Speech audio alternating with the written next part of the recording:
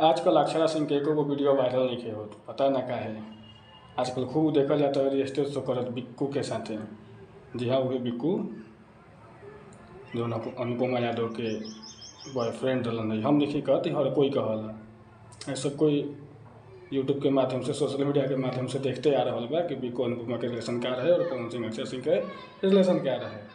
लेकिन अभी फिलहाल देखा जाता कि बिक्कू के छोड़े वाली पवन सिंह के साथ, पवन सिंह जगह के छोड़न बिक्कू के साथ भैया दीदी के रिश्ता चल रहा है। इधर भी बहुत सारे पता ना का के रिश्ता, फिर भी पवन सिंह आके बयान देवेलन।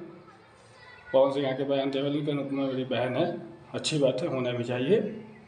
लेकिन मेन मुद्दा ये बा कि आजकल अक्षरा सिंह बहुत शांत दिखत रहे, काहे कि पवन सिंह जहाँ भी जौन चीज़ भी करत रहना, चाहे स्टेज पे रह तब वहाँ से अक्षरा के एकदम स्टेटमेंट फालतू अपन वाला स्टेटमेंट आ जाए।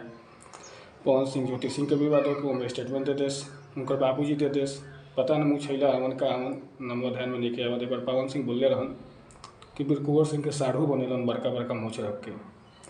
तो वही हम देख सोचा तनी कि आजकल काहे ना अक्षरा सिंह के भाई एको वीडियो नहीं किया, कहाँ सुतल बड़ी काहे। अब तो पवन सिंह बिहार काराकाट से लोकसभा चुनाव 2024 में निर्दलीय अपने आप को उतारत रहन वहाँ से, फिर मैं एको बार में अक्षरा सिंह इंटरफेयर करे ना लिए, कहीं सेटिंग गेटिंग चलता क्या हमारा लागत तबा।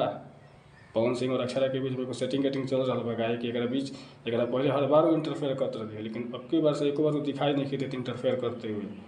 जरूरी तब लगा उनका इंटरफेयर करे के, काहे कि अभी दावेदारी ठोक दिले बान। लेकिन अभी तक उनका स्टेटमेंट ना बयान ना फिर कोनो वीडियो वायरल हो रहा बा। वीडियो हो भी कैसे वायरल, काहे कि इनकर तो जोड़ी चल रहा है बिक्कू के साथे भाई बहन के।